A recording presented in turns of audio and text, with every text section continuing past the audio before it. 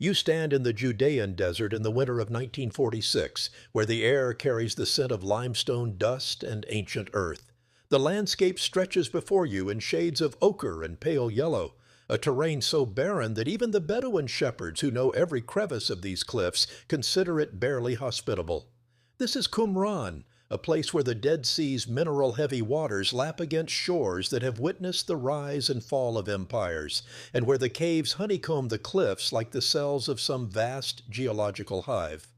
Muhammad ed-Dib, a young Bedouin shepherd of the Ta'amare tribe, was not thinking about history that day. You must understand that for the Bedouin shepherds of this region, the daily routine involved a grinding repetition of tasks that had changed little in centuries. Each morning began before dawn, when the desert cold still bit through the layers of woven cloth. The shepherds would count their goats. This was not a casual glance, but a meticulous accounting, because a single lost animal could mean the difference between subsistence and hunger for an extended family. They knew each goat by sight, by the pattern of its markings, by the particular way it bleated or moved through the herd. The landscape they traversed was unforgiving. The Judean desert receives perhaps 4 inches of rain per year, almost all of it concentrated in brief winter storms that transform dry wadis into torrents within minutes. Between these rare events, the shepherds had to know every water source, every patch of scrub vegetation that might sustain their animals. They carried water in goatskin bags that had to be carefully maintained. A leak meant disaster. Their clothing served multiple purposes. The traditional keffiyeh protected against both sun and cold, while the long robes prevented the rapid dehydration that comes from exposing skin to the desert air.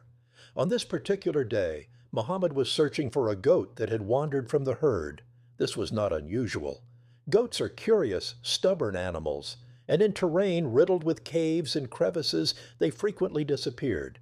The search protocol was methodical. You would scan the immediate area first, looking for tracks in the dust. Goat hooves leave distinctive marks, especially in the soft sediment that collects in depressions.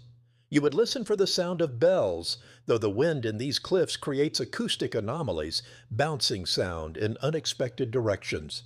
And you would check the caves because goats often sought shade in the middle of the day. The cave that Muhammad approached, later designated as Cave 1 by archaeologists, was unremarkable from the outside. It was one of hundreds that pocked the cliffs above Qumran. The opening was roughly circular, perhaps 2 feet in diameter, positioned about 8 feet above the base of the cliff. Accessing it required scrambling up a tumble of rocks and scree, the kind of minor climb that shepherds perform dozens of times each week. The rock here is primarily marl, a crumbly mixture of clay and calcium carbonate that the Dead Sea's unique chemistry has altered over millennia. It fractures easily, creating handholds but also requiring caution. A misplaced foot could send you sliding down the slope. Muhammad, according to the accounts he later gave to various researchers and officials, threw a stone into the cave opening. This was standard practice. Caves in this region sometimes housed animals, not just goats, but also hyenas, foxes, and occasionally leopards, though the latter were becoming rare even in the 1940s. A thrown stone would either provoke a sound from any animal inside or confirm the cave was empty. What Muhammad heard was neither animal nor silence. He heard the distinct sound of pottery breaking. This sound requires some context to understand its significance. Pottery in the Judean desert survives remarkably well because of the extreme aridity. Unlike in humid climates where ceramic materials gradually dissolve, pottery in these caves can persist for thousands of years, becoming brittle but remaining intact. The sound of breaking pottery was therefore not merely unexpected, it was archaeologically significant, though Muhammad had no framework for understanding this yet.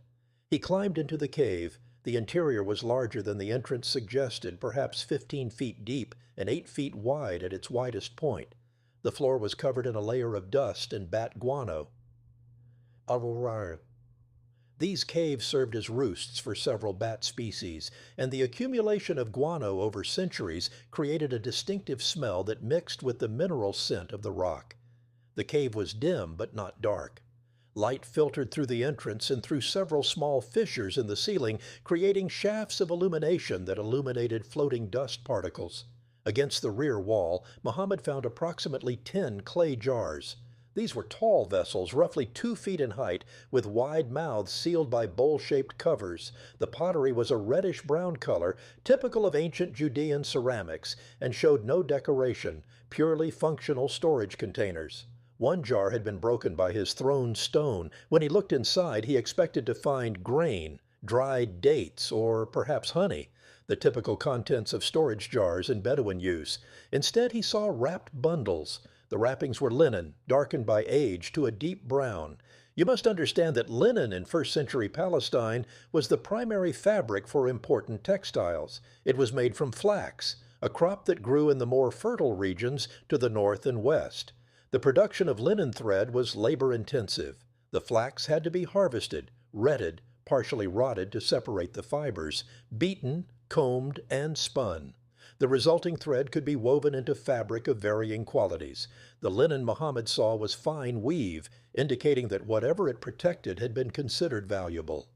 He removed several bundles from the intact jars. The linen was brittle, fragmenting at his touch. Inside were scrolls, rolls of leather covered in writing he could not read.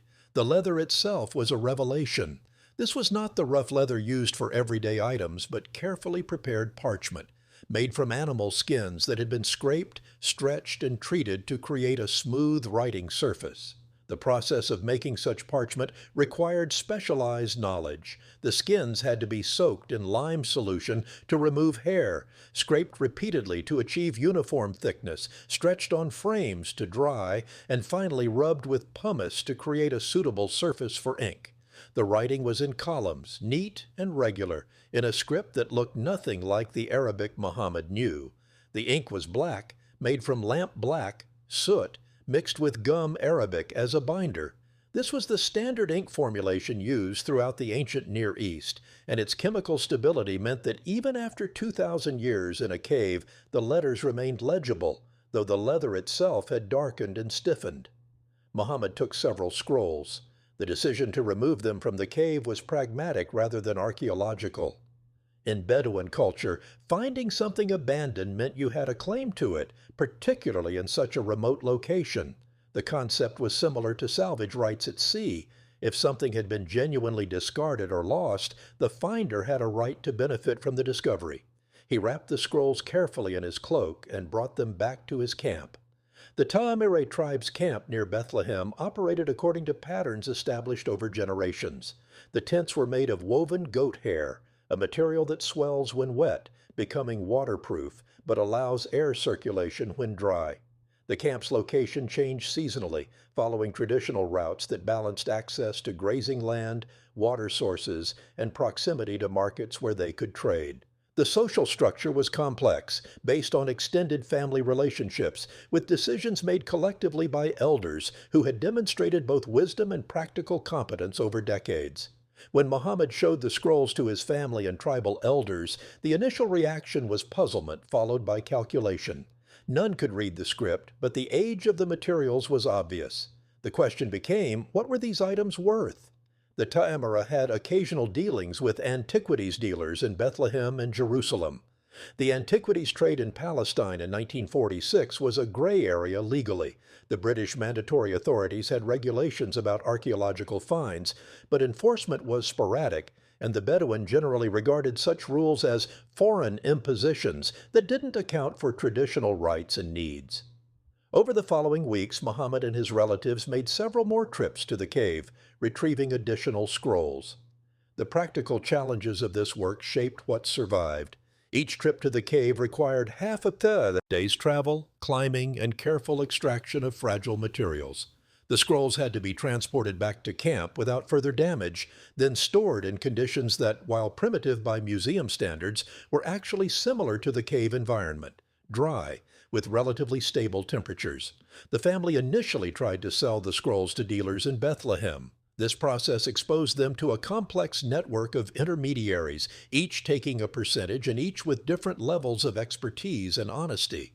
The first dealer they approached, a Muslim merchant named Ibrahim Ija, was primarily interested in tourist trinkets and religious souvenirs for Christian pilgrims. He looked at the scrolls, recognized they were old, but had no framework for evaluating their significance or value. He offered what seemed to the Bedouin a reasonable price, a few pounds, but suggested they might get more from specialists. This began a journey through Bethlehem's antiquities market that would take months. The scrolls passed through multiple hands, with various people examining them, photographing portions, taking samples, and making inquiries. Some of these intermediaries were honest brokers, trying to connect sellers with appropriate buyers. Others were opportunists looking to profit from the Bedouins' lack of knowledge about their finds' true value.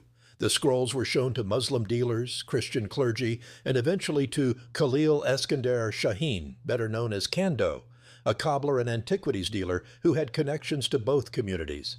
Kando recognized that these were unusual. His shop in Bethlehem catered to pilgrims and tourists, but he also had a side business in genuine antiquities. He had developed relationships with members of the Syrian Orthodox Church, including Metropolitan Athanasius Yeshui Samuel of St. Mark's Monastery in Jerusalem. The Syrian Orthodox Church, one of the oldest Christian denominations, maintained ancient monasteries throughout the region and had a tradition of preserving old manuscripts. Kando thought the Metropolitan might be interested. What none of these people yet understood was that they were handling documents that would fundamentally challenge and reshape biblical scholarship.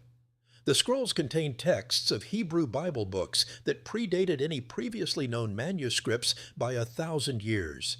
They included sectarian documents from a Jewish community that had lived at Qumran in the centuries around the turn of the Common Era. They preserved biblical interpretations, community rules, apocalyptic visions, and theological debates that had been lost to history. But in those early months of 1947, as the scrolls moved from the Bedouin camp to Bethlehem to Jerusalem, none of this was clear. The Metropolitan, when he first saw them, recognized the Hebrew script and understood they were ancient, but even he could not immediately grasp their full significance. He purchased several scrolls from Kando, paying prices that seemed generous to the Bedouin, but were minute compared to what the scrolls would eventually be valued at. He stored them in the monastery, occasionally showing them to visitors who might have expertise. The challenge of authentication loomed large. How do you verify the age and significance of documents like these? In 1947, before carbon-14 dating was widely available, scholars relied on paleography, the study of ancient writing styles, and historical knowledge of manuscript production. The Hebrew script on the scrolls was unusual, clearly ancient, but not matching the standard medieval Hebrew manuscripts that scholars were familiar with. The leather and linen wrapping showed obvious age, but determining whether that age was 200 years or 2,000 years required expert analysis. Meanwhile, more scrolls were being removed from Cave 1 and other caves. Word had spread among the Tamaray that there was money to be made from old documents found in caves. Other families began searching the area systematically. This created both opportunity and tragedy. More important documents were discovered, but the archaeological context, the precise location, association with other artifacts, stratigraphic relationships that could help date the finds, was being destroyed with each new removal. The political situation complicated everything. Palestine in 1947 was approaching the end of the British Mandate, with tensions rising between Jewish and Arab communities over the future of the territory. The United Nations was debating partition plans.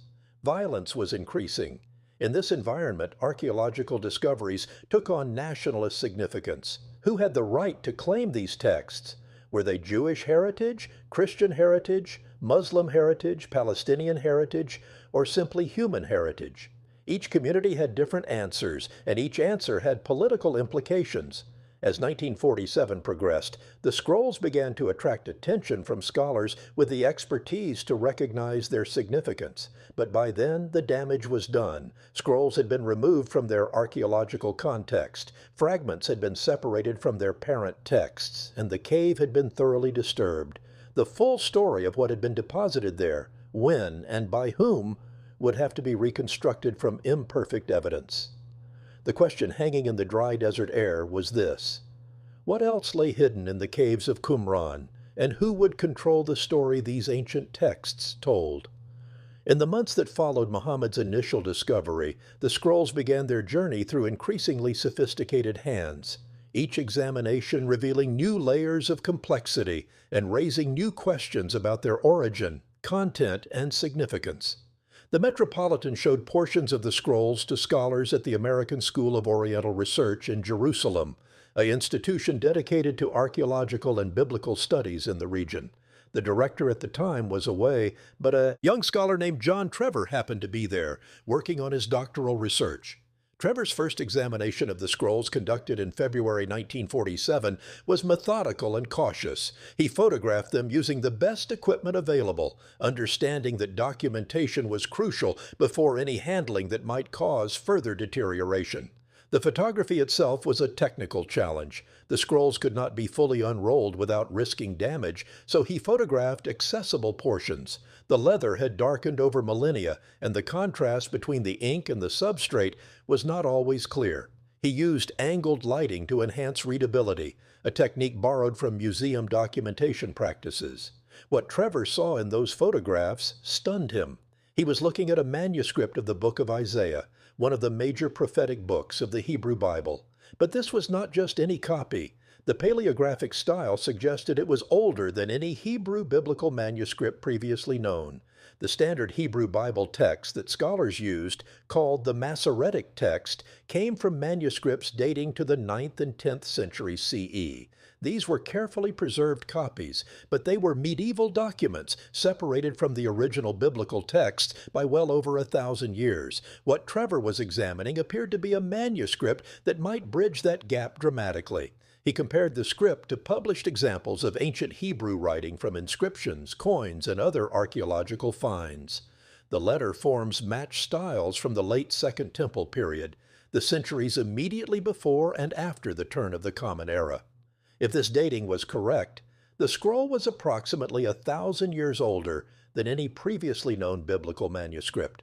The implications were staggering. This could provide evidence for how stable or unstable the biblical text had been over that millennium-long gap. Trevor immediately contacted William F. Albright, one of the leading biblical archaeologists of the era, then at Johns Hopkins University. He sent photographs in his initial assessment. Albright's response, when it came, confirmed Trevor's instinct: "My heartiest congratulations on the greatest manuscript discovery of modern times. There is no doubt whatever in my mind that the script is more archaic than that of the Nash Papyrus. I should prefer a date around 100 BC.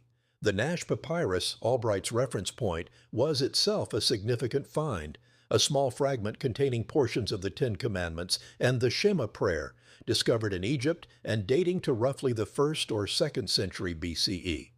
It had been the oldest known Hebrew biblical manuscript. Now it appeared that a complete book of Isaiah, not just fragments, had been found from roughly the same period or earlier. But authenticating ancient manuscripts is never simple.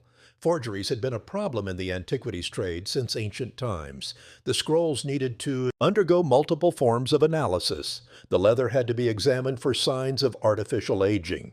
The ink had to be tested to ensure its composition matched ancient formulations.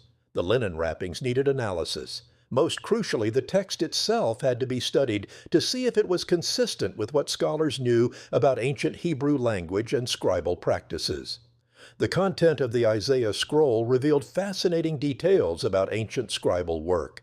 The text was written in columns, typically with rules drawn to guide the lines of writing. You could see where the scribe had scored the leather lightly to create straight guidelines. The handwriting showed characteristics of professional scribal work. Letters were formed consistently, spacing was regular, and corrections were made according to recognized scribal conventions. When a scribe made an error, they would mark it with dots above and below the incorrect letters, then write the correction above the line or in the margin. These correction marks themselves were valuable evidence of authenticity. Forgers rarely understand such details well enough to include them convincingly. The Hebrew language of the scroll also revealed much. Biblical Hebrew had evolved over centuries, and scholars had identified different linguistic layers in the biblical texts. Earlier books used older vocabulary and grammatical forms, while later books showed linguistic innovations. The Isaiah scrolls language matched what scholars expected for a Second Temple period copy of a text originally composed centuries earlier. There were spelling variations from the standard Masoretic text, but these variations followed patterns consistent with what was known about Hebrew orthographic development. Meanwhile, the political situation in Palestine was deteriorating rapidly. The United Nations had voted in November 1947 to partition Palestine into Jewish and Arab states. Violence between communities increased. The British Mandatory Government, unable to broker a solution, announced it would withdraw in May 1948. In this atmosphere of impending crisis, scholarly work on the scrolls continued, but with increasing difficulty. Travel between cities became dangerous. Communication with international colleagues was disrupted. The question of who owned the scrolls and where they should be kept for safety became urgent. The Metropolitan, holding several scrolls at St. Mark's Monastery, decided to take them to the United States for safekeeping and possible sale. This decision would later prove controversial, but in early 1948 it seemed prudent. Jerusalem was likely to become a battlefield, and ancient documents could easily be destroyed in urban warfare. The Metropolitan traveled to the United States in late January 1948, bringing the scrolls with him. He hoped to find buyers among American institutions that could both preserve the scrolls and provide funds that the Syrian Orthodox Church needed for its communities. Back in Palestine, other developments were unfolding. Archaeologists from Hebrew University in Jerusalem, led by Professor Eliezer Sukenik, had also acquired scrolls from Bedouin sources. Sukenik was one of the pioneers of Palestinian archaeology, and he immediately recognized the significance of what he was seeing. He purchased 3 scrolls in late November and December 1947, just as the political situation was becoming critical. His diary entries from this period reflect the strange juxtaposition of scholarly excitement and political anxiety. He was analyzing texts that could revolutionize biblical studies while hearing gunfire in the streets and worrying about his son's safety, one of whom, Yigael Yadin, would later become both a prominent general in the Israeli military and a leading archaeologist in his own right. Sukenik's analysis of his scrolls reinforced what Trevor had concluded. These were genuinely ancient documents from the Second Temple period. He had obtained a partial Isaiah scroll, a text called the War Scroll, describing an apocalyptic final battle, and a collection of hymns called the Thanksgiving Scroll. Each added to the emerging picture of a Jewish community that had preserved these texts in the Qumran caves. The question of why these texts had been hidden in caves began to occupy scholars' attention. Several theories emerged. The most straightforward explanation was that someone had hidden them to protect them from destruction during a time of danger. The late 1st century CE was precisely such a time in Judea. The Jewish revolt against Rome, which began in 66 CE, had devastated the region. Jerusalem was besieged and destroyed in 70 CE. The community at Qumran, archaeological evidence would later suggest, was destroyed around the same time. If the inhabitants knew Roman forces were approaching, hiding their library in nearby caves would be a logical preservation strategy. But who were these people who had possessed such a library? The scrolls themselves provided clues. Among the texts were community rules, documents that described how a particular Jewish sect organized itself, conducted worship, admitted new members, and disciplined those who violated community standards. These texts spoke of ritual purity, communal meals, shared property, and strict obedience to the community's interpretation of Jewish law. They described a group that saw itself as the true Israel, separated from the corrupt establishment in Jerusalem, awaiting divine intervention to restore proper order. Scholars began to connect these descriptions to what ancient sources said about a Jewish sect called the Essenes. Josephus, a 1st century Jewish historian who wrote detailed accounts of Jewish history and sects, described the Essenes as a group that lived communally, practiced ritual bathing, held property in common, and maintained strict purity standards. Pliny the Elder, a Roman natural historian, mentioned an Essene community living on the northwestern shore of the Dead Sea, exactly where Qumran was located.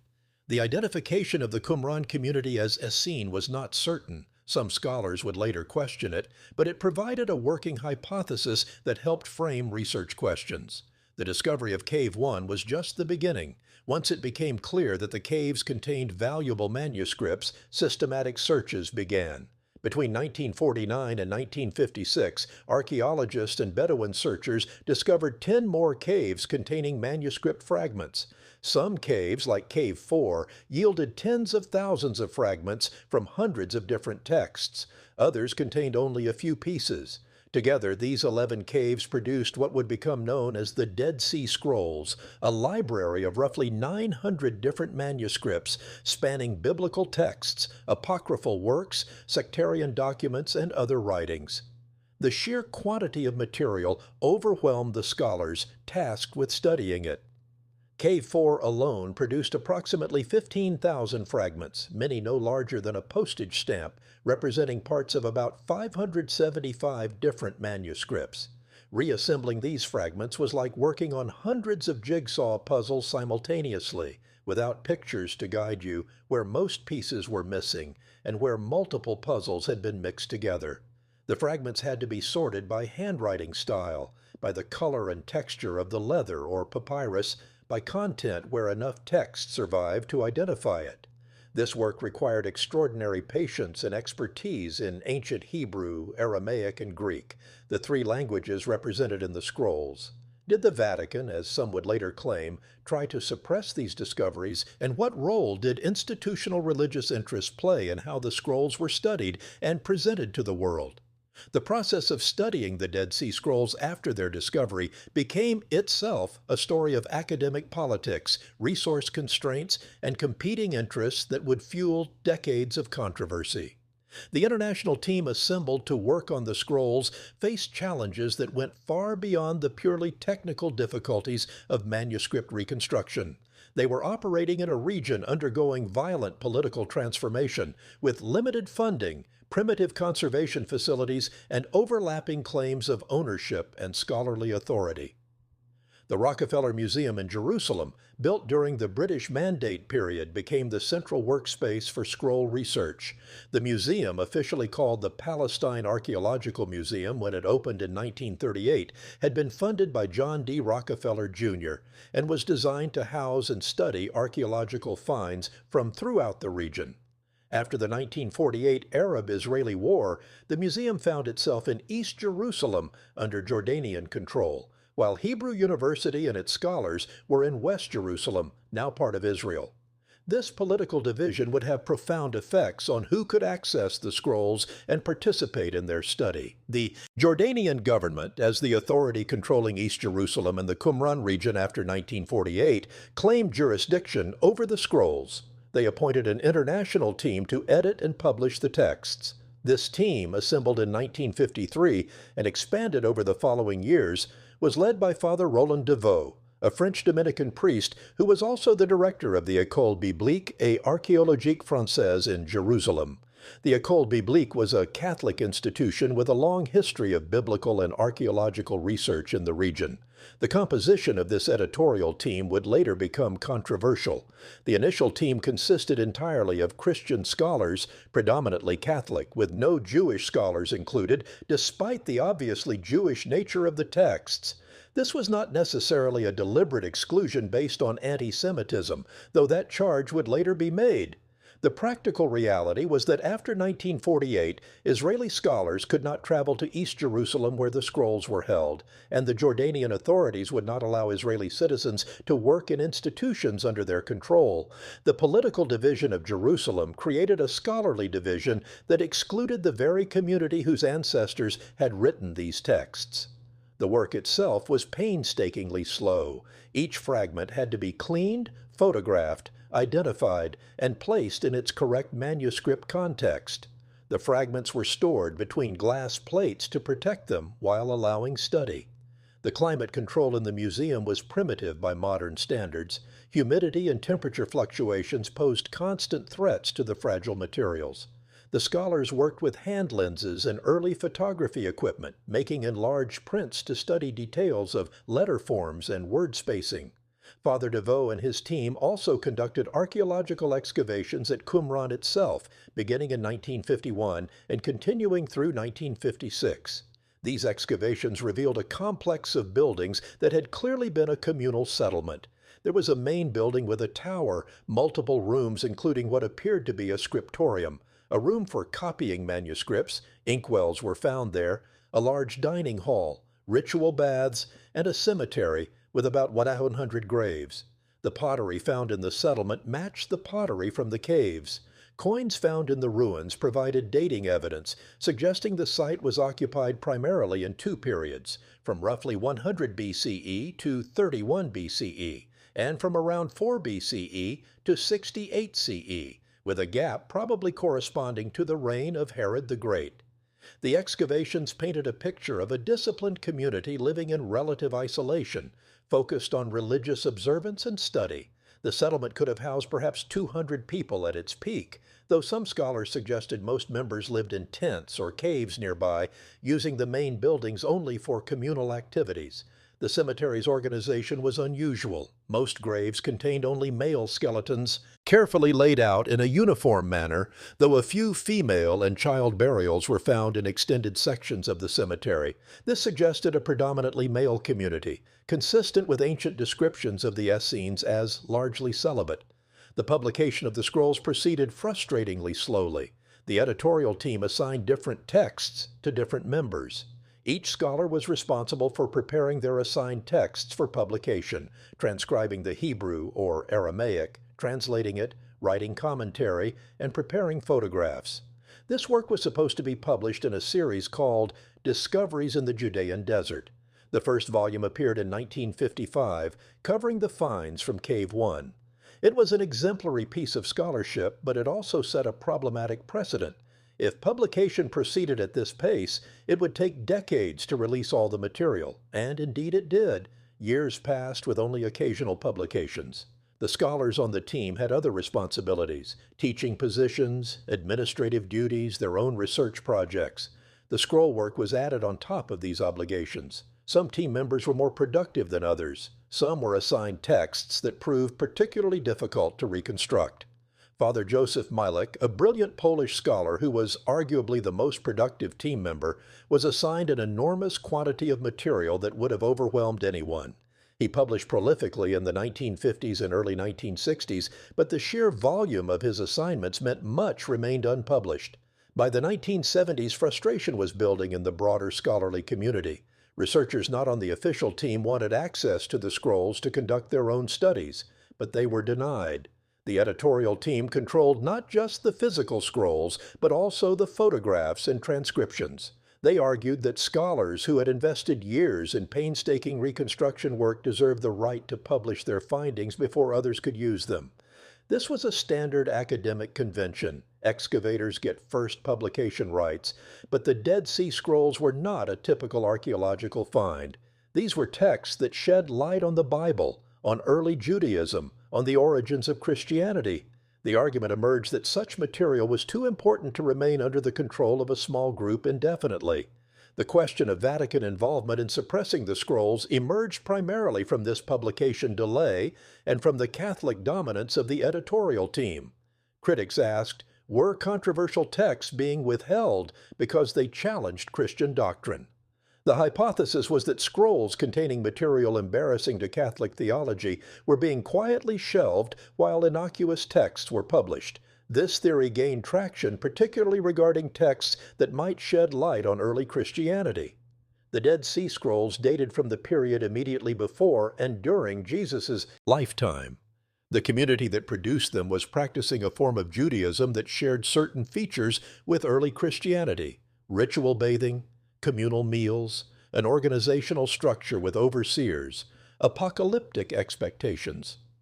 If the scrolls showed that practices and ideas previously thought unique to Christianity were actually present in this Jewish sect, it would complicate the narrative of Christian uniqueness and divine origin that was central to Catholic theology. One text in particular fueled speculation, a fragmentary document that came to be called 4Q208-5, also known as the Leader of the Congregation fragment.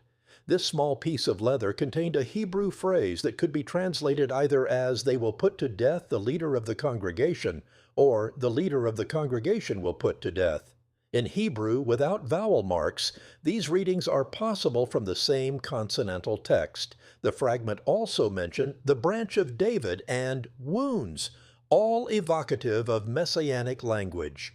Some scholars suggested this might be evidence of a suffering Messiah concept in pre-Christian Judaism, which would undermine the claim that Christianity's suffering Messiah was a radical innovation.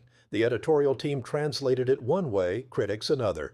The fragment was too damaged to resolve the question definitively, but the controversy illustrated the stakes involved. Every translation choice, every interpretation carried theological implications. The Catholic scholars on the team were not necessarily acting in bad faith. Scholarly disagreements about ancient texts are genuine and common, but their institutional affiliations raised questions about objectivity that would not have been as prominent with a more diverse team. The situation came to a head in the 1990s. By then, the original Dead Sea Scrolls team was aging, and many key members had died without completing their assigned publications. Pressure mounted from biblical scholars worldwide for open access. The Biblical Archaeology Society, led by Herschel Shanks, began a public campaign demanding release of the scrolls. Shanks published articles with titles like The Dead Sea Scrolls Scandal, arguing that monopolistic control of the scrolls was indefensible. The breakthrough came from an unexpected source. Two scholars at Hebrew Union College in Cincinnati, Ben Zion Wacholder and Martin Abegg, realized that although the scrolls themselves were controlled by the editorial team, a concordance, an index of every word in the scrolls with context, had been produced for the team's use. This concordance had been made available to selected scholars. Wacholder and Abegg obtained a copy and realized they could use it to reconstruct the scroll's text. By analyzing which words appeared together in the concordance entries, they could work backwards to reassemble substantial portions of unpublished texts. In 1991, they published a preliminary edition of the unpublished Dead Sea Scrolls. Based on this concordance reconstruction, it was not perfect. The method produced texts with gaps and uncertainties, but it broke the monopoly. Shortly after, the Huntington Library in California announced it possessed a complete set of photographs of the scrolls and would make them available to researchers. The Huntington's photographs had been made in the 1980s for preservation purposes, but the library had agreed not to release them publicly. Faced with the changing situation, the Huntington's director declared the photographs would be open to all scholars. These actions forced the hand of the institutions controlling the scrolls. The Israel Antiquities Authority, which by then controlled the scrolls, Israel had captured East Jerusalem in the 1967 war, announced that all restrictions on access were lifted. A new publication plan was instituted with expanded teams. Within a few years, the vast majority of scroll material was published and available for any scholar to study. What did this newly accessible material reveal? Were there suppressed texts that challenged Christian doctrine? The answer was simultaneously yes and no. Yes, the scrolls revealed that some ideas and practices previously thought unique to Christianity had precedence in Second Temple Judaism. The Qumran community's ritual meals resembled Christian communion. Their leadership structure with an overseer, Hebrew mbkr, mebaker, paralleled the Christian bishop. Greek episkopos, meaning overseer. Their dualistic worldview, dividing humanity into children of light and children of darkness, appeared in Johannine Christianity. Their expectation of two messiahs, a priestly messiah and a kingly messiah, showed messianic ideas were more complex in Judaism than the single messiah concept that became standard in both later Judaism and Christianity. These findings did complicate certain theological claims. They showed that early Christianity emerged from a rich matrix of diverse Jewish thinking, borrowing and adapting ideas that already existed in various forms. For scholars, this was fascinating and important. It provided context for understanding Christian origins. For traditionalists who wanted to maintain that Christianity represented a complete break from Judaism, a purely divine revelation without human precedents, the scrolls were challenging. But there was no smoking gun, no text that definitively disproved core Christian doctrines. The scrolls did not mention Jesus. They did not mention Christians. They were Jewish texts concerned with Jewish law, Jewish history, Jewish hopes. The community that produced them disappeared around 70 CE, probably destroyed by the Romans during the war. By the time Christianity became a recognizable separate religion, this community was gone. The controversy about Vatican suppression was therefore more about publication pace and scholarly access than about active censorship of specific texts. The slow publication was real, the Catholic dominance of the editorial team was real, and the exclusion of Jewish and other scholars was real. Whether this constituted a conspiracy to hide evidence depends on how one interprets motives. The most charitable interpretation is that scholars working in difficult conditions with inadequate resources simply took too long, and that their religious backgrounds influenced their interpretations, but not their honesty. The more critical interpretation is that institutional interests, the desire to maintain certain theological narratives, did shape decisions about what to prioritize and how to interpret ambiguous passages. What remains clear is that the Dead Sea Scrolls did transform biblical scholarship, providing evidence about the transmission of biblical texts, the diversity of Second Temple Judaism, and the historical context of Christian origins. The text showed that the Hebrew Bible had been copied with remarkable fidelity over centuries, but also that variation existed in the text tradition.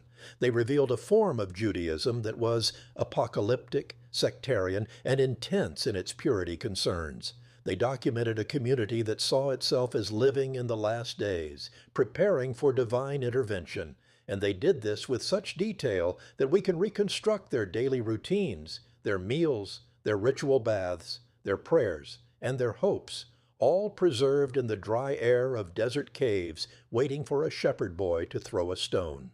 You arrive at the ruins of Qumran in the early 1950s, when archaeological investigation of the site is just beginning in earnest. The settlement sits on a marl terrace overlooking the Dead Sea, approximately 1 mile south of the cave where Muhammad ed-Dib made his discovery.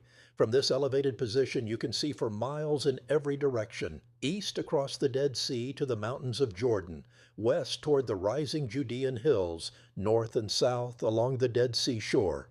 This visibility is not accidental. The people who built Qumran chose this location with military precision, a site that offered natural defenses and advance warning of approaching visitors. The ruins, when Father Roland DeVoe and his team began excavating them in 1951, consisted of a complex of stone buildings partially covered by sand and debris. Centuries of abandonment had taken their toll. The walls, built from local limestone blocks, chinked with smaller stones and mud mortar, stood only a few feet high in most places. The roof timbers had long since decayed or been carried off. Flash floods had deposited layers of sediment in some rooms, but enough remained to reconstruct the settlement's layout and, from that, to infer how the community had lived. Archaeological excavation is, at its core, a process of systematic destruction. You carefully remove layers of soil and debris, documenting everything as you go, because once a layer is removed, it can never be replaced in its original context. At Qumran, this work was particularly challenging. The site had been disturbed by treasure hunters over the centuries. Local people had always known ruins existed here, though they had no particular interest in them. The coins, pottery, and other portable objects had been picked over. What remained was largely architectural: walls, floors, installations like cisterns, and ritual baths. DeVoe's team approached the excavation methodically. They divided the site into squares, established a grid system for recording positions, and began removing debris layer by layer. Each significant find was photographed in situ, its position recorded on plans, and its stratigraphic context noted. Pottery was collected in baskets labeled with find location information. Coins were documented with particular care, as they provided the most reliable dating evidence. The settlement revealed itself as having a complex history. The earliest occupation dated to the 8th or 7th century BCE, the period of the Israelite monarchy before the Babylonian conquest. Evidence from this early period was minimal: some walls, some pottery, enough to establish that people had lived here long before the sectarian community. This early occupation had apparently ended, and the site lay abandoned for centuries. The main period of occupation began around 100 BCE. This dating came from coins found in the earliest substantial architectural phase. Hasmonean coins from the reign of John Hyrcanus, 134 to 104 BCE, and Alexander Jannaeus, 103-76 BCE, established that the community was established during this period. The Hasmonean dynasty, Jewish kings who ruled Judea after the Maccabean revolt against Seleucid rule, represented a time of relative Jewish independence and prosperity.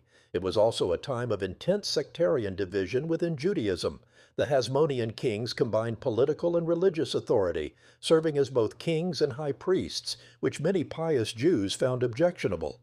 This is likely the context in which the Qumran community formed, a group that rejected the Jerusalem establishment and withdrew to the desert to practice what they considered authentic Judaism. The architecture of this period showed careful planning. The main building was roughly square, about 120 feet on each side, built around a central courtyard. The walls were substantial, constructed of dressed limestone blocks. At the northwest corner stood a three-story tower, rectangular in plan, with walls even thicker than the rest of the complex. This tower served both practical and symbolic purposes. Practically, it provided a defensive position and a lookout point.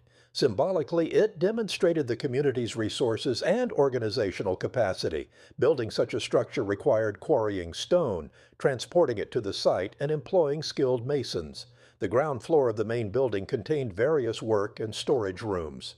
Archaeologists identified these spaces by their features and by the objects found in them. One room contained a long plaster table with benches, clearly a dining hall. The plastered surface suggested communal meals were important to the community, significant enough to warrant permanent installation. The table was oriented north-south and could have accommodated dozens of people dining simultaneously. Adjacent to this dining hall was a storage room containing over 1,000 pottery vessels, plates, cups, and serving dishes. These were not ordinary household pottery, but vessels produced according to specific standards. They were all made from the same distinctive clay, shaped in the same styles. This uniformity suggested the community either operated its own pottery workshop or had pottery made to their specifications, another indication of their commitment to ritual purity and their separation from mainstream Jewish society. Another room contained 3 plastered tables or benches, low to the ground, carefully finished. In this room, archaeologists found inkwells, 2 made of clay and 1 of bronze. The inkwells contained dried residue that, when analyzed, proved to be carbon-based ink, identical to the ink used on the scrolls found in the caves. This room, it seemed clear, was where manuscripts were copied. The 3 work surfaces could have accommodated 3 scribes working simultaneously. The room had no windows. Light would have come from oil lamps or from the doorway. Working in such conditions would have required excellent eyesight and considerable skill. The scribes would sit cross-legged or on low stools, using the plaster surfaces to support their leather or papyrus, dipping reed pens into the inkwells, forming letters with practiced precision. The presence of a scriptorium at Qumran was significant. It provided direct physical evidence linking the settlement to the scrolls found in the caves. The skeptical hypothesis that the scrolls had been deposited in the caves by people unrelated to the Qumran settlement became much harder to maintain. The pottery found with the scrolls matched the pottery found at Qumran. The ink in the scrolls matched the ink in the inkwells. The dates established for the settlement matched the dates scholars were assigning to the scrolls based on paleographic analysis. The conclusion seemed inescapable. This community had produced at least some of the scrolls and had certainly used and preserved the entire collection. The settlement's water system was elaborate, engineering that demonstrated both the community's practical needs and their religious concerns. Qumran receives only a few inches of rain per year, almost all during the winter months. The community needed to capture and store this limited water to survive through the long, dry summers. They constructed an ingenious system of channels, pools, and cisterns to accomplish this. An aqueduct, carved into the marl and lined with stones, carried water from the Judean hills west of the settlement. During winter rains, seasonal, streams would flow from the hills toward the Dead Sea. The aqueduct intercepted this water and channeled it into the settlement. Inside the compound, the water flowed through a series of settling pools where sediment could drop out.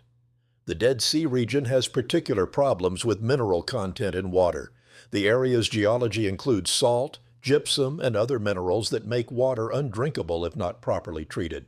The settling pools helped address this by allowing sediment to precipitate before water entered the storage cisterns. The cisterns themselves were impressive. Carved deep into the marl, lined with several coats of plaster to make them waterproof, they could hold thousands of gallons.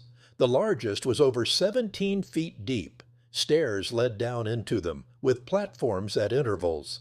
This design served a dual purpose. It allowed people to draw water at any level as the cistern emptied, and it provided spaces for ritual immersion, even when water levels were low. Ritual bathing was central to the community's religious practice. Throughout the settlement, archaeologists found at least 10 stepped pools that served as mikvaot, ritual baths. These pools followed specific Jewish purity laws. They had to contain a certain minimum volume of water. They had to be filled with living water, rainwater, not drawn water carried from elsewhere. They had to be constructed so that impure water could drain away without contaminating the pure water used for immersion. The Qumran mikvaot showed careful attention to these requirements. They were fed by the aqueduct system, so they contained rainwater. They had channels to drain dirty water separately from the main pool. Some had dividers creating 2 adjacent pools, perhaps separating immersion space from space for removing sandals and clothing. The community apparently bathed frequently. One of the scrolls found in the caves, the community rule, prescribed ritual immersion at various points: before communal meals, after contact with outsiders, after bodily functions, after sexual activity. If Qumran housed 100–200 people, and if each person bathed even once daily, the water requirements were substantial. The elaborate cistern and mikveh system made sense in this context.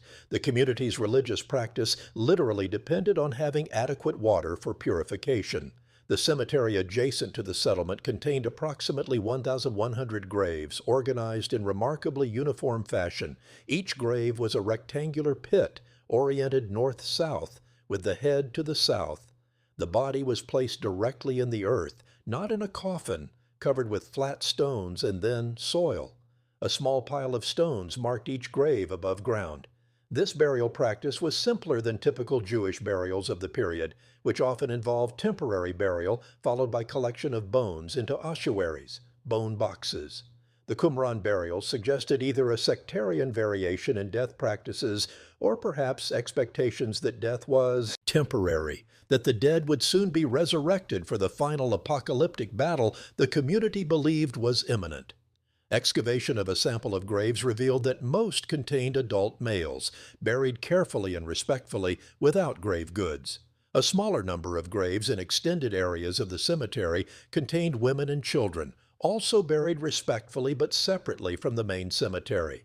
This demographic pattern supported the identification of Qumran with the Essenes, whom ancient sources described as largely celibate, though some married. The careful burial practices showed these were not criminals or outsiders, but community members deserving of respect. The settlement showed evidence of violent destruction around 68 CE. In one room, archaeologists found a layer of burnt debris containing arrowheads, iron points with the distinctive trilobate shape used by Roman military forces in the 1st century. Walls showed signs of deliberate dismantling. Coins from the Jewish revolt against Rome, 66–70 CE, were found in destruction layers. The dating was precise enough to suggest the Romans destroyed Qumran as they pacified the region during the revolt. Historical sources record that the Roman 10th Legion moved through the Jordan Valley and Dead Sea region in 68 CE, before the final assault on Jerusalem in 70 CE. Qumran would have been a minor target, a small settlement far from major population centers, but Roman military doctrine was thorough. Any center of potential resistance was neutralized. After this destruction, there was a brief Roman military presence at the site. Coins from the early 70 CE, from the period immediately after the revolt suppression, appeared in the upper layers. The Romans apparently stationed a small garrison here temporarily, perhaps to prevent reoccupation, but this presence was brief. By the end of the 1st century, Qumran was abandoned, left to the desert winds and occasional flash floods. The excavations also recovered objects that illuminated daily life at Qumran. Stone vessels, cups, jars, and basins carved from limestone appeared in quantity. Stone vessels have a particular significance in Jewish purity law. Unlike pottery, which becomes impure if it contacts impurity and then must be broken, stone vessels cannot contract impurity. A community preoccupied with maintaining ritual purity would naturally prefer stone vessels for food preparation and consumption. The quantity found at Qumran suggested this preference was strong. The pottery workshop at Qumran produced the distinctive vessels found throughout the settlement and in the caves. Archaeologists excavated the workshop area, finding the remains of kilns, levigating basins for purifying clay, and potter's wheels. The clay used came from deposits near the settlement. Analysis showed it had characteristic mineral signatures that allowed archaeologists to identify Qumran-made pottery wherever it appeared. This became important for dating and provenance questions. Pottery from the caves that matched Qumran workshop products helped establish that the cave deposits were contemporary with the settlement. Agricultural implements found at the site raised questions about how the community supported itself. The Qumran area is agriculturally marginal. The soil is thin and salty. Rainfall is minimal. The settlement sits on a barren marl terrace, yet the community must have produced food somehow. Evidence suggested several strategies. Date palms grew near the limited water sources. Dates were a staple food in the region, nutritious and storable. The community probably collected salt from the Dead Sea shore. Salt was valuable and could be traded. They may have kept animals. Goat and sheep bones appeared in refuse deposits, but they likely also depended on economic support from members living elsewhere. The community rule mentions members who lived in camps in the towns of Judea, following modified versions of the community's rules. These members probably contributed resources to support the Qumran settlement and its intensive study and copying of texts. The question of why this community chose such an inhospitable location puzzled researchers. The site offered no obvious advantages: scarce water, no good farmland, extreme heat in summer, temperatures regularly exceed 40 degrees outside, 124 degrees, isolation from population centers. Yet these apparent disadvantages may have been precisely the point.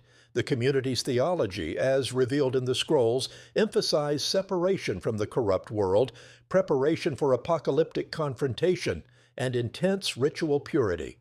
The desert had powerful symbolism in Jewish tradition. It was where Moses received the law, where Israel wandered for 40 years, where prophets went to hear God's voice. By going to the desert, the Qumran community was making a theological statement. They were the true Israel, following the authentic path, separated from the corruption of the Jerusalem priesthood and the majority of Jews who tolerated that corruption. The settlement also revealed evidence of daily routine: grain mills, hand-powered querns for grinding wheat and barley, indicated bread production. Ovens for baking dotted various areas. Storage jars contained residues of olive oil, wine, dates, and grains. The community ate simply: bread, dates, grains, olive oil, with occasional meat probably reserved for special occasions. One of the scrolls, the community rule, describes a formal meal where the priest blessed bread and wine before the community ate. This ritual meal, repeated regularly, sanctified ordinary food and reinforced community bonds. Work assignments at Qumran must have been carefully organized. The settlement required constant maintenance. Water systems needed cleaning, buildings needed repair, food had to be prepared, pottery manufactured, leather produced and prepared for writing, scrolls copied. The community rule describes a hierarchical structure with gradations of membership. New members underwent years of probation before being admitted to full participation in communal meals and councils. The community had officials with specific titles and responsibilities: an overseer who managed the community, an examiner who tested candidates for membership, a bursar who managed property and resources. This organizational sophistication enabled a relatively small community to maintain complex facilities and produce a substantial manuscript library. The relationship between the settlement and the caves remained a subject of investigation. Not all scrolls were found in caves immediately adjacent to the settlement. Some caves were a mile or more away. Were these all part of the community's library storage, or did different caves serve different purposes? Cave 4, which yielded the majority of scroll fragments, was actually carved into the marl terrace directly adjacent to the settlement. You could see it from Qumran's main building. This cave seemed clearly associated with the settlement, almost an annex to it. Other caves, more distant and naturally formed, might have served as emergency hiding places during the Roman advance. But certain questions nagged at researchers. If the scrolls were so important to the community that they hid them in caves for preservation, why didn't they return after the danger passed to retrieve them? The answer seemed obvious. They couldn't return because they were dead, killed by the Romans, or scattered and absorbed into other communities. But this raised another question. If the community knew destruction was coming, why didn't they try to escape? Why stay at Qumran to face Roman legions? Perhaps they believed their apocalyptic prophecies were being fulfilled, that the final battle was at hand, that God would intervene. Several scrolls, particularly the War Scroll, described in elaborate detail a final conflict between the Sons of Light, the community and angelic forces, and the Sons of Darkness, the forces of evil, including Rome. The War Scroll prescribed battle formations, prayers to be recited before combat, celebration liturgies for victory. Perhaps the community stayed because they believed these prophecies were about to be realized, that the Romans were unwittingly playing their role in the divine drama. Or perhaps the explanation was more prosaic. The community may have been caught unprepared, the Roman advance faster than they anticipated. They may have hidden their most precious possessions, the scrolls, and planned to flee, but were overtaken by events. War is chaotic. The best laid plans fail. We have the romantic image of a careful, deliberate hiding of sacred texts, but the reality may have been more desperate. People grabbing scrolls, stuffing them into jars, climbing to caves, hiding them quickly before Roman soldiers appeared on the horizon. What happened to the community members who survived, if any did? Did they join other communities? Did they take their beliefs and practices elsewhere, perhaps influencing other Jewish groups? Did any of them eventually become Christians? These questions led to deeper inquiries about the relationship between the Qumran community and early Christianity. The parallels were striking. The Qumran community practiced ritual bathing. John the Baptist practiced baptism in the Jordan River, not far from Qumran. The Qumran community had communal meals with bread and wine blessed by a priest. Christians practiced communion with blessed bread and wine. The Qumran community called itself the New Covenant. Christians spoke of a new covenant in Jesus' blood. The Qumran community organized itself with overseers. Early Christian communities had bishops, overseers.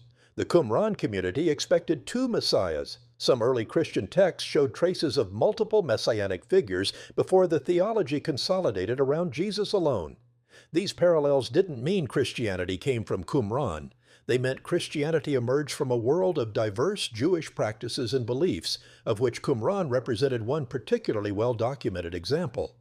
The ideas weren't unique to Qumran. Ritual bathing, sacred meals, apocalyptic expectations, communal organization were all present in various forms throughout Second Temple Judaism. But Qumran preserved detailed evidence of how one community integrated these elements into a coherent religious system, and seeing that system helped scholars understand the broader context from which Christianity arose.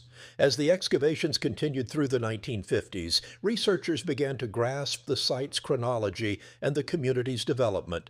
The settlement grew over time. The initial construction in the late 2nd century BCE was relatively modest.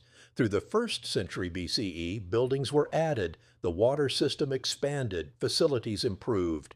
The community was apparently growing, or at least becoming more established and prosperous. Then came an interruption. Evidence of earthquake damage appeared in the archaeological record. Historical sources recorded a major earthquake in 31 BCE. The archaeological evidence showed walls had cracked, cisterns had split, and the settlement was abandoned for a period. Coins from the reign of Herod the Great, 37 to 4 BCE, were absent, suggesting the site was empty during his rule. Reoccupation came around 4 BCE, after Herod's death. The community rebuilt, repairing earthquake damage and adding new structures. This second phase of occupation lasted until the Roman destruction around 68 CE. The two phases weren't drastically different in character, the same types of rooms. the same water system, the same basic layout.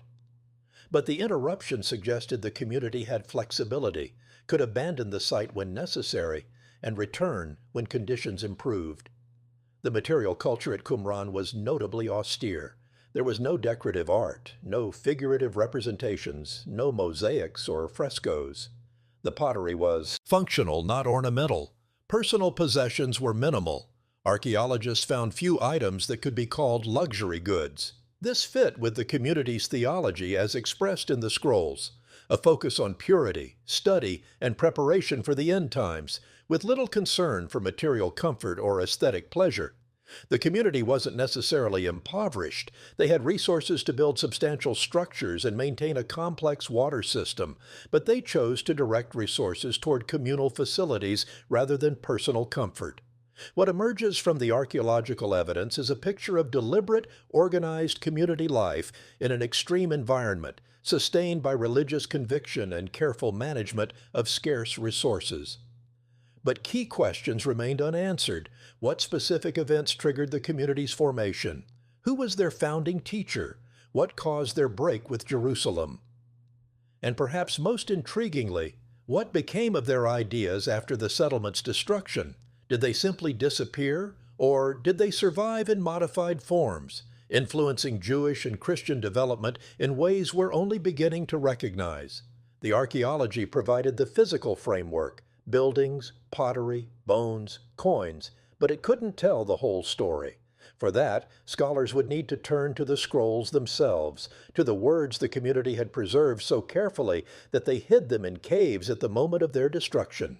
Those words would prove both illuminating and deeply controversial, revealing a form of Judaism that was simultaneously familiar and profoundly strange, that had been preserved in the desert for 2 millennia, waiting to challenge comfortable assumptions about religious history and biblical truth. You hold in your mind the image of Cave 3 at Qumran in March 1952, when a strange archaeological anomaly emerged from the darkness. Unlike the leather and papyrus scrolls found in other caves, this object was made of copper, not copper-plated, not copper-colored, but solid sheets of copper that had been inscribed with Hebrew letters and then rolled into a scroll form. The metal had oxidized over centuries, becoming brittle and impossible to unroll without destroying it. Yet through the green patina of corrosion, letters were visible, stamped or engraved into the metal surface with remarkable clarity. The copper scroll, as it came to be called, presented immediate practical problems. How do you read a metal scroll that cannot be unrolled? The copper had become so fragile that any attempt to flatten it would shatter the sheets. Traditional conservation techniques for manuscripts, humidification, careful manipulation, were useless for metal. The scroll sat in the Palestine Archaeological Museum for several years while experts debated how to access its contents without destroying it. The solution, when it came, was radical. Cut the scroll into strips. H. Wright Baker, a professor at the University of Manchester's College of Science and Technology, proposed using a specially designed circular saw with a very thin blade. The scroll would be mounted in a plaster cast, then slowly rotated against the saw, which would cut through the copper lengthwise, creating strips that could be opened and read. The process was irreversible. Once cut, the scroll could never be restored to its original form, but the alternative was never knowing what it said. In 1955 and 1956, Baker performed the operation at Manchester. The scroll was cut into 23 strips. As each new section was revealed, John Allegro, the British scholar assigned to study the copper scroll, photographed and transcribed the contents. What he read astonished and perplexed him. The copper scroll was not a religious text. It was not biblical commentary or community rules. It was apparently a treasure list. The scroll described dozens of locations where gold, silver, and other valuables had been buried or hidden. Each entry followed a similar format: a description of the location, usually with reference to landmarks or architectural features, followed by a description of what was buried there and how deep. The quantities were staggering: talents and talents of gold and silver, where a talent was approximately 75 pounds. If the scroll was accurate, it described treasures worth hundreds of millions in modern currency. Here is a typical entry translated from the Hebrew. In the ruin that is in the valley of Achor, under the steps that go to the east, 40 cubits, a chest of silver and its vessels, with a weight of 17 talents. Another, in the cavity of the old house of tribute, in the platform of the chain, 65 ingots of gold. The locations mentioned were scattered across Judea. Some references were to Jerusalem and its vicinity, the Pool of Siloam, the Temple, various tombs and ruins. Others were to locations in the Judean desert and around Qumran. Some descriptions were cryptic, referring to landmarks that presumably were well known to the scroll's authors but were meaningless to modern readers. What was the House of Tribute? Which Valley of Achor was meant? The biblical location near Jericho or somewhere else? The directions often referenced architectural features that no longer existed or natural landmarks that had changed over 2 millennia. The very existence of such a list raised fundamental questions. Was this real treasure, or was it fantasy? If real, whose treasure was it? How did it come to be hidden in so many locations? Why record the locations on copper rather than papyrus or leather? And most puzzling, if this was a real treasure map, why was it hidden in a cave along with religious texts? John Allegro believed the treasure was real. He thought it might be the temple treasure from Jerusalem, hidden by priests before the Romans destroyed the temple in 70 CE. This theory had a certain logic. Ancient sources record that when the Romans besieged Jerusalem, the defenders tried to hide valuable objects to prevent their capture. Josephus mentions the Tempiele's golden menorah, silver trumpets, and other sacred objects being taken to Rome as spoils. These appear in carvings on the Arch of Titus in Rome, paraded in Vespasian's triumph. But surely not everything was captured. Surely some items were hidden. The quantities listed in the copper scroll seem consistent with temple wealth. The temple in Jerusalem was not just a religious center, but an economic one. Jews throughout the Mediterranean world sent half-shekel temple tax annually. Pilgrims brought offerings. Wealthy donors contributed funds and objects. Over centuries, the temple had accumulated enormous wealth. If the scroll described even a portion of that wealth, the quantities would indeed run to hundreds of talents. Allegro mounted several expeditions to search for the treasure, focusing on locations mentioned in the scroll that could be identified. He dug at various sites around Qumran and in the Judean desert. The expeditions found nothing. The problem was that the scroll's directions, while seemingly precise, were actually quite ambiguous. Under the steps that go to the east. But which steps? There might be multiple structures in the Valley of Achor with east-facing steps. In the cavity of the old house of tribute, but what if that building was destroyed and built over? Ancient topography had changed dramatically over 2 millennia. Buildings had been demolished, new ones constructed. Water courses had shifted. Even natural features like rock formations could be altered by earthquakes and erosion. The scholarly consensus led by Father Joseph Milik, who published the official edition of the Copper Scroll, was that the treasure was fictional. Milik argued that the scroll was a later document, not connected to the Qumran community, perhaps from the 2nd century CE during the Bar Kokhba revolt. He suggested it might be a folklore text, a compilation of legends about hidden treasures, not an actual inventory. The use of copper, Milik thought, was simply because metal was more durable than papyrus. If you were going to create a permanent record of legendary treasures, you'd use a permanent medium. This interpretation had problems. Creating a copper scroll was expensive and technically difficult. Copper was valuable. The scroll used 2 sheets riveted together, approximately 8 feet long when unrolled and 12 inches wide. This represented a significant investment of resources. Would anyone invest such resources in recording folklore? Moreover, the language of the scroll was matter-of-fact, lacking the embellishments typical of legendary narratives. It read like an inventory, not a story. Alternative theories proliferated. Some scholars suggested the scroll listed donations that various individuals or groups had pledged to the temple but never delivered. A wish list rather than an actual treasure. Others thought it might describe the wealth of the Qumran community itself, hidden during the Roman advance. But this seemed unlikely. The The quantities were too large for a small desert community, and many locations were far from Qumran. The paleography of the copper scroll added another layer of mystery. The letter forms were unusual, more like the square Hebrew script that became standard in later centuries than the typical script found in other Dead Sea Scrolls. But this might simply reflect the difference in medium. Engraving metal requires different techniques than writing with ink on leather. The style had to be adapted to the material. Chemical analysis of the copper provided some dating information. The metal's composition matched copper alloys used in the Roman period, consistent with a 1st century CE date. The method of manufacture, sheets hammered thin, then engraved, was also typical of that period. So, while the scroll's contents were extraordinary, the object itself fit chronologically with the other Dead Sea Scrolls. One particularly intriguing aspect of the copper scroll was its final entry. After listing numerous treasure locations, the scroll concluded with a reference to another document. In the pit adjoining on the north, in a hole opening northwards, and buried at its mouth, a copy of this document with an explanation and their measurements and an inventory of each thing and other things. This tantalizing reference suggested that a duplicate scroll existed, one that included explanations and more precise measurements, essentially a key to decoding the ambiguous directions. If such a document existed and could be found, it might make the other locations identifiable. Needless to say, no such duplicate has been found.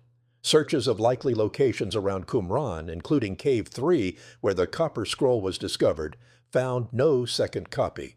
Either it was destroyed, or it was hidden so well that it hasn't been discovered, or the reference was itself part of the puzzle, perhaps a misdirection, or perhaps indicating that the explanation was transmitted orally rather than written. The question of why this scroll was made of copper, while all others were leather or papyrus, invites reflection on the nature of the treasure list. Organic materials decay. Even in the dry climate of Qumran, leather scrolls had deteriorated significantly over 2 millennia. Many were fragmentary, their edges crumbled, their leather darkened and brittle. Papyrus survived less well than leather, but copper, if protected from active corrosion, could survive indefinitely. Someone creating the copper scroll wanted it to last, wanted the information to be retrievable, even after long periods. This suggests the treasure, if real, was intended to remain hidden for a long time. It wasn't an emergency cache meant to be recovered after a short crisis. It was meant to survive generations, perhaps centuries. This fits with theories connecting it to the temple treasure. If priests hid temple wealth during the Roman siege, they may have hoped to recover it after the war. But if they were killed, or if conditions made recovery impossible, they wanted future generations to have the information, hence a permanent, imperishable record. The distribution of hiding places also suggests something about the logistics of hiding large quantities of valuables. The locations span many miles. This wasn't a single cache, but a dispersed treasure divided into numerous smaller deposits. This strategy makes sense for several reasons. First, it reduces risk. If one location is discovered, the rest remain safe. Second, it may reflect the practical limitations of moving and hiding large quantities of heavy material. A talent of silver weighs 75 pounds. 17 talents, as mentioned in one entry, would be nearly 1/300 pounds. Moving such weight, especially in secret, would require multiple trips and multiple helpers. Dividing the treasure into many smaller caches would make the hiding process more manageable. But it also makes recovery more difficult. You need to know all the locations. Lose the list, and you lose the treasure.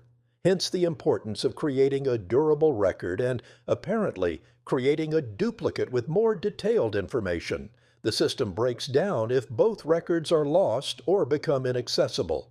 The Hebrew used in the copper scroll has peculiarities that have fueled additional speculation. It includes words and spellings that are unusual in other Dead Sea Scrolls. Some phrases use terminology that appears to be technical, possibly referring to specific architectural features or measurement units that were well known in the 1st century but obscure now. There are also a few words that scholars have struggled to translate, words that may be loan words from other languages or technical terms that fell out of use. One contentious word appears repeatedly: Klai, which some scholars interpret as vessel or container, while others think it might be a unit of measurement or even a place name. The ambiguity is frustrating. If Klai is a vessel, then certain entries describe containers of treasure. If it's a measurement, the quantities change. If it's a location, entire entries need reinterpretation. Such textual uncertainties compound the geographical ambiguities, making the scroll's practical use as a treasure map extremely difficult, even if one accepts that the treasure is real. The scroll also mentions several items that seem particularly significant: sacred vessels, priestly garments, tithes, offerings. These terms connect the treasure explicitly to temple worship. One entry mentions a kippur, a technical term for an atonement offering. Another references vessels used in the temple service. These details support the theory that at least some of the treasure was temple-related, not merely secular wealth. If we accept the hypothesis that the Copper Scroll describes real temple treasure hidden during the Roman War, it opens a fascinating window into those desperate final days before Jerusalem's fall. Imagine the priests and temple officials watching the Roman siege tighten, knowing the end was approaching. They would have faced agonizing decisions. Which objects were most sacred, most irreplaceable? Where could they be hidden? Who could be trusted with the locations? How could the information be preserved for recovery after the war, if recovery proved possible? The process of hiding such treasures would have been fraught with danger. Jerusalem was under siege, surrounded by Roman forces. Moving outside the city walls was risky. Yet many of the locations in the Copper Scroll are outside Jerusalem, scattered across Judea. This suggests the hiding may have taken place before the siege tightened, perhaps early in the revolt when movement was still possible. Or perhaps some brave individuals risked leaving the besieged city to hide treasures in distant locations, hoping to save them from Roman plunder. The psychological dimension is worth considering.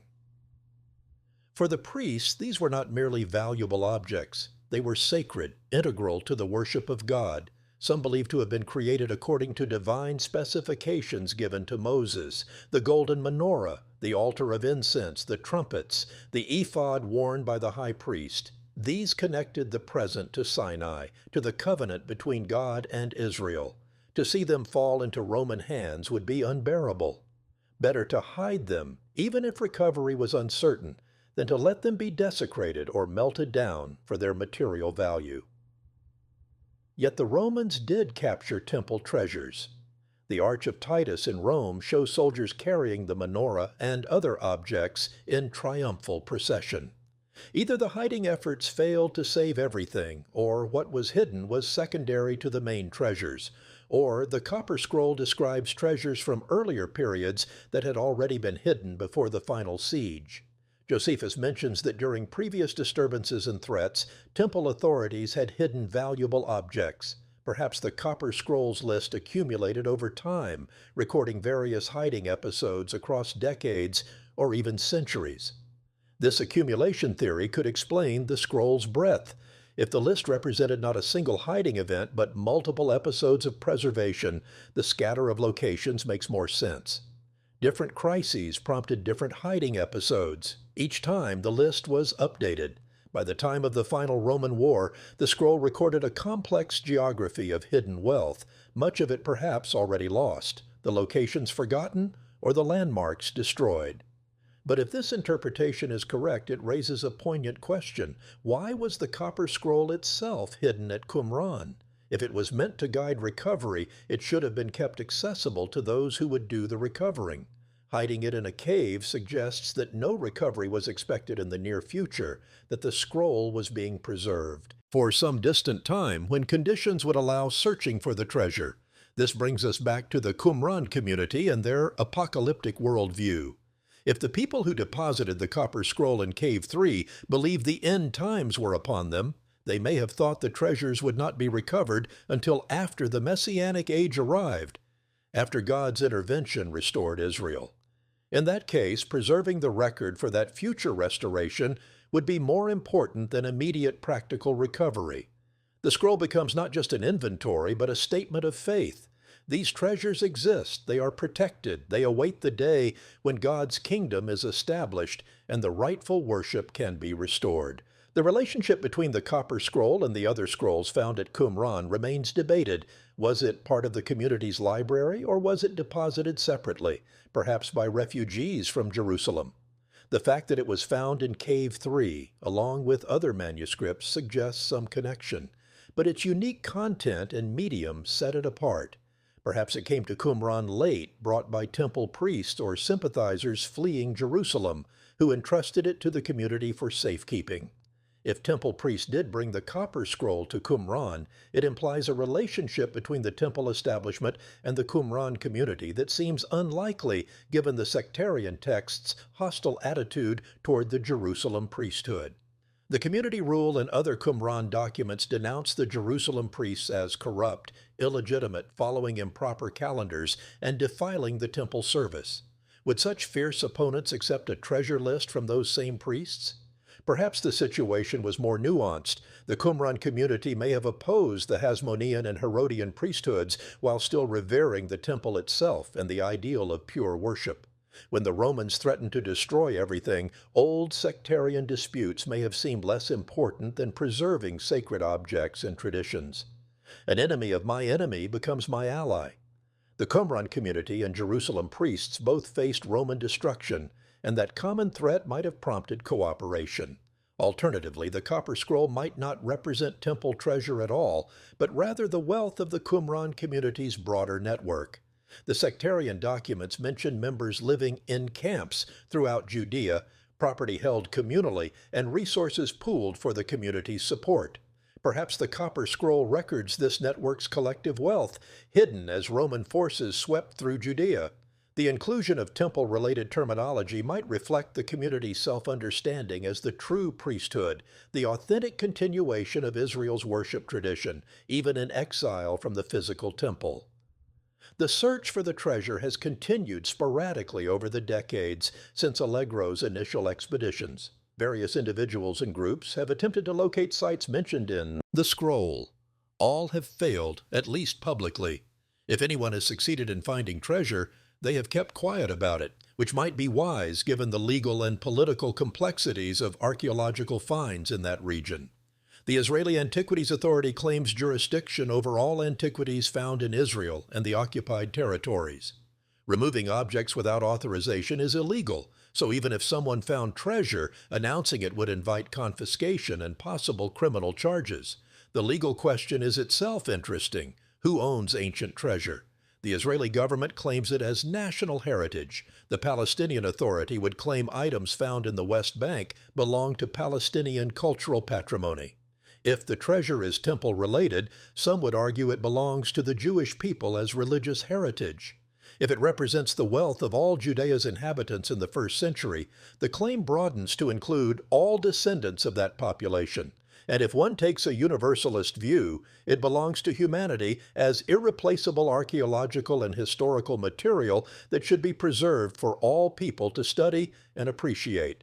The practical reality is that these legal and ethical questions may never need resolution because the treasure, if it exists, appears effectively lost. Too much time has passed. Too much has changed.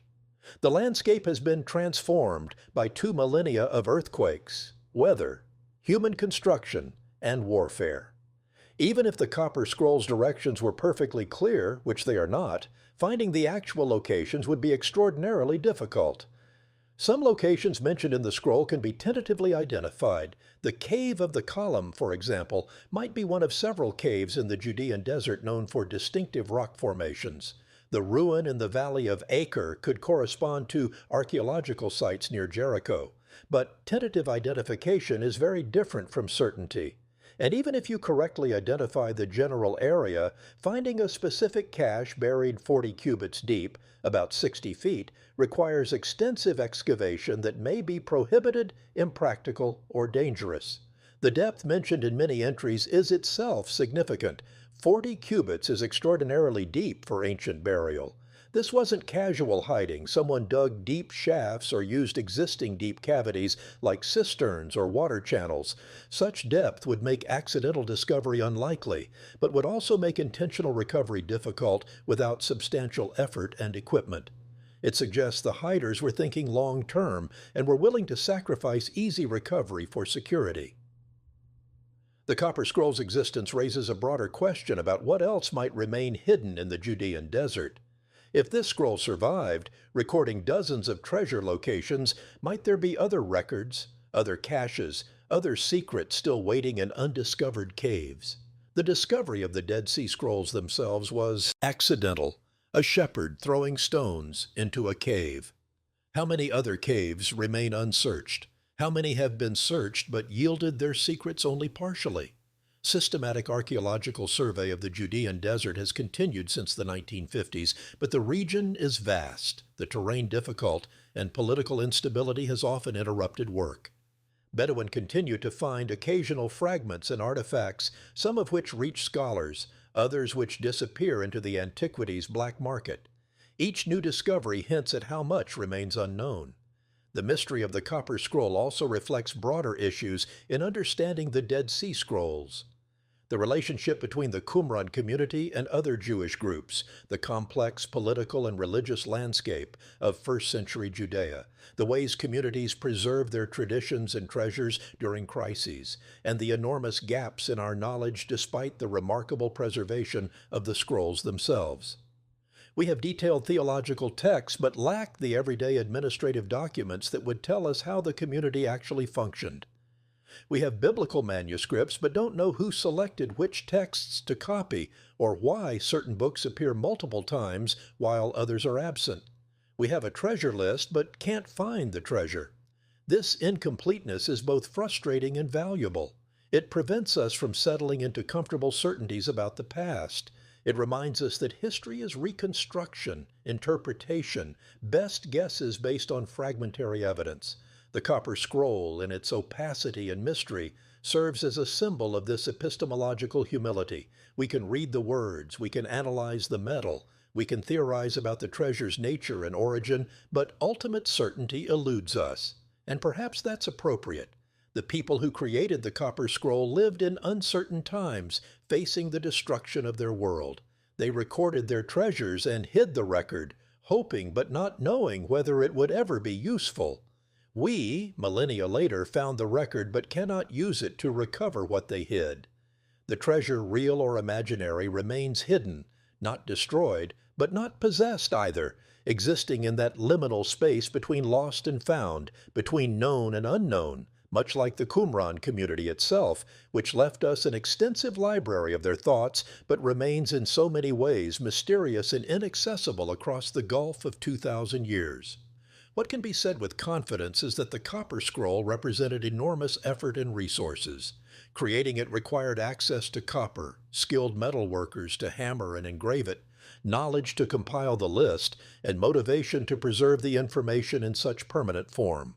Someone believed this information was valuable enough to justify all that effort.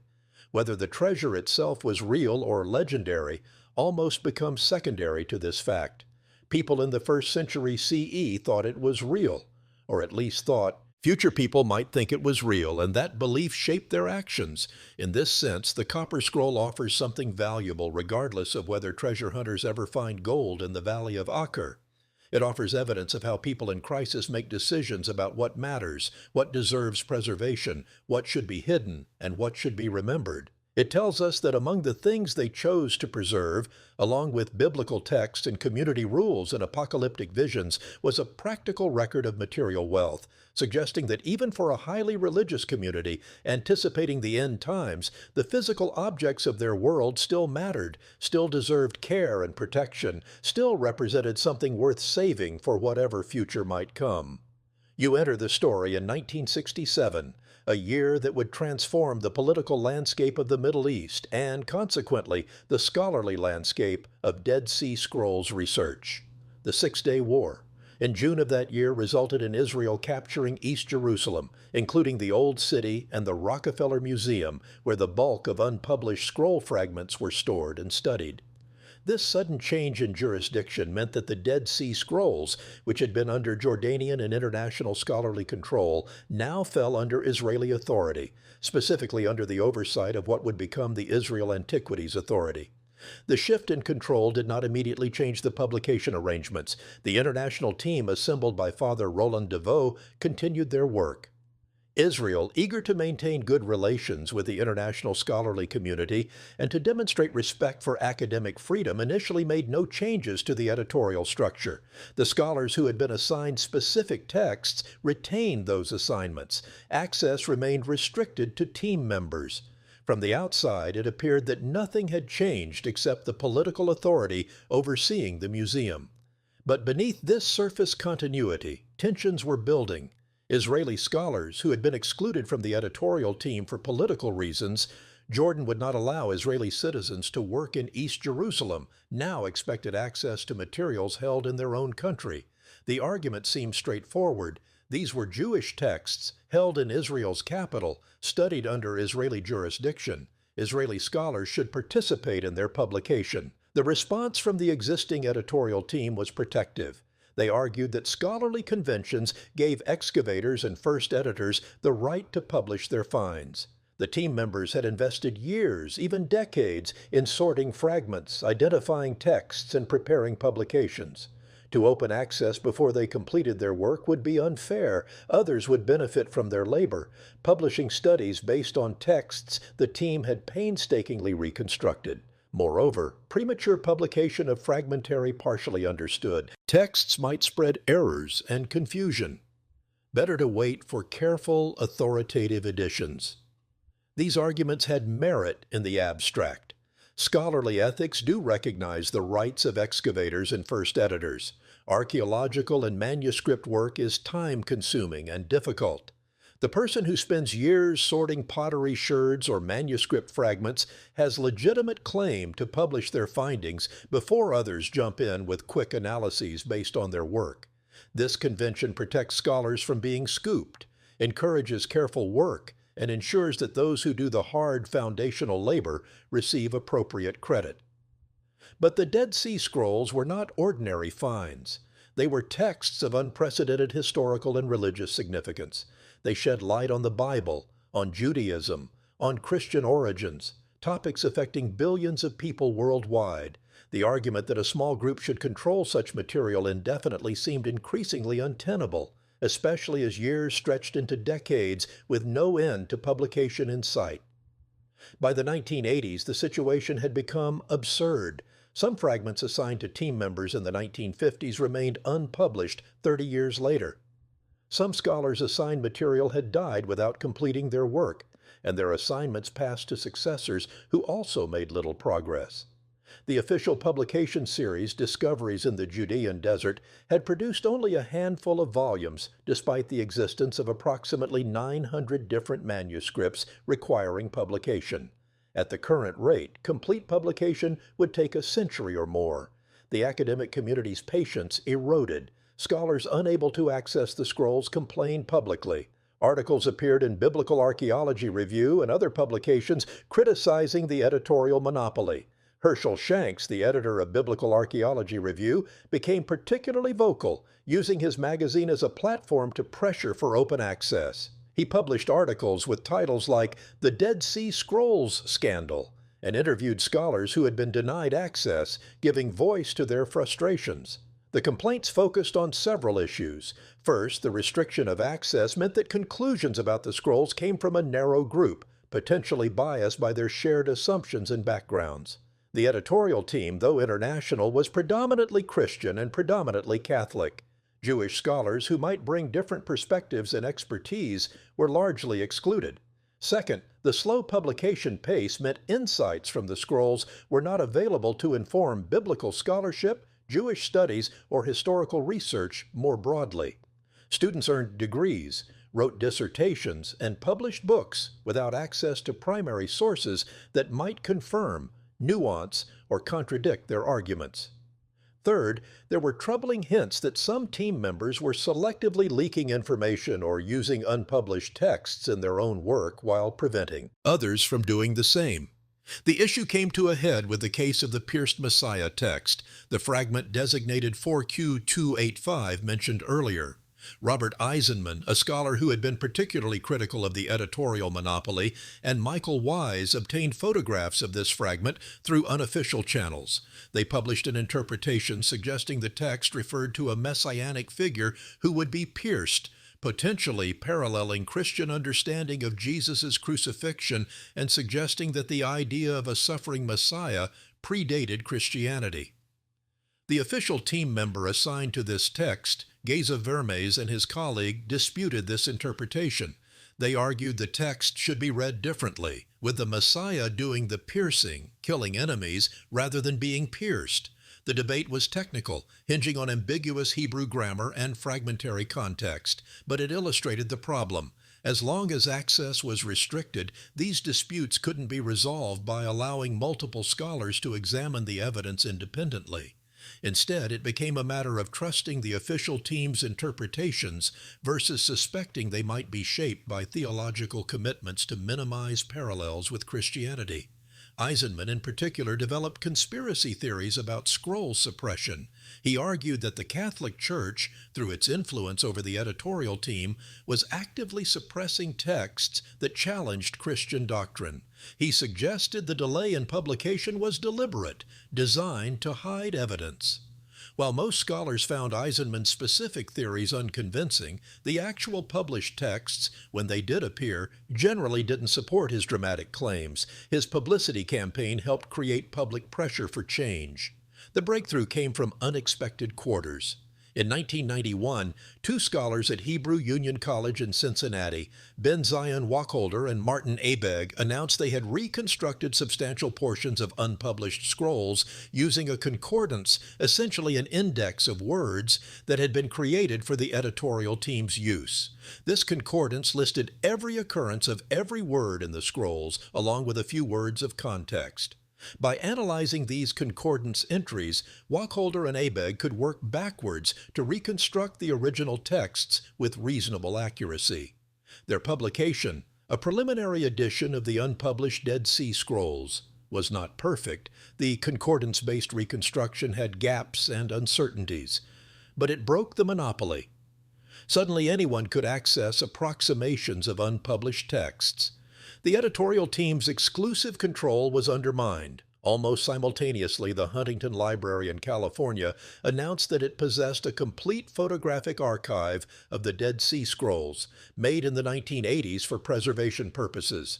The library's director, William Moffett, declared that despite earlier agreements to keep the photographs restricted, the Huntington would now make them available to all researchers. Moffett argued that the greater good required open access. The importance of the scrolls transcended any agreements to restrict them.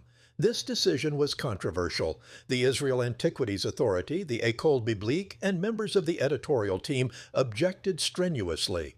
They argued the Huntington had no legal right to release the photographs, that doing so violated agreements, that scholarly conventions were being trampled. But Moffett was resolute. The photographs were open to researchers. Faced with this fait accompli, the Israel Antiquities Authority relented. In a press conference in October 1991, the IAA announced that all restrictions on Dead Sea Scrolls access were lifted. Any qualified scholar could now examine the scrolls and publish studies. The editorial team's exclusive control ended. The decision was both liberation and chaos. Liberation because researchers worldwide could finally study texts they'd been denied for decades. Chaos because suddenly hundreds of scholars wanted access to thousands of fragments, all stored in limited space with limited staff support. The Rockefeller Museum, where the scrolls were kept, wasn't equipped to handle the demand. Procedures had to be developed for managing access, ensuring fragments weren't damaged by excessive handling, and coordinating among numerous researchers who might all want to examine the same texts. The Israel Antiquities Authority responded by creating new structures. They expanded the editorial teams, assigning unpublished texts to additional scholars with strict deadlines. They improved photography, creating high-quality images that could be studied without handling original fragments. They began digitization projects, recognizing that digital access could serve scholars worldwide without risk to the physical materials. The publication pace accelerated dramatically. Within a decade, the vast majority of scroll material was published in the Discoveries in the Judean Desert series. But questions remained about what had taken so long and whether any suppression had occurred. The most thorough investigation concluded that while there was no systematic conspiracy to suppress Christian challenging texts, there had been genuine problems with the old system. Some of these were practical. Too few scholars assigned too much material, inadequate funding, insufficient institutional support. Some were interpersonal, scholarly disputes, personality conflicts, and communication breakdowns within the team. And some reflected genuine disagreements about methodology. How much certainty was required before publication? Should fragmentary texts be published quickly to make them available, or held back until fuller understanding was achieved? The Catholic dominance of the team was real, and it did shape interpretive choices. Catholic scholars naturally approach texts with frameworks informed by Christian theology. When encountering ambiguous phrases or reconstructing fragmentary passages, their default assumptions reflected their training and beliefs. This wasn't necessarily dishonest. All scholars bring perspectives that shape their work, but it meant interpretations weren't subjected to the critique of scholars from different backgrounds who might see different possibilities in the same evidence. Jewish scholars, when they finally gained full access, did offer alternative readings of certain passages.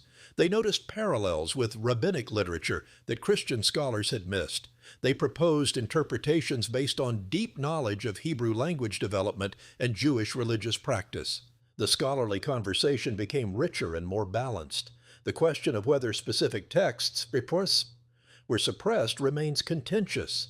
Proponents of suppression theories point to the decades-long delay in publishing certain documents and suggest this wasn't merely incompetence but deliberate. Skeptics note that when texts were finally published, they rarely contained the explosive material that conspiracy theorists predicted.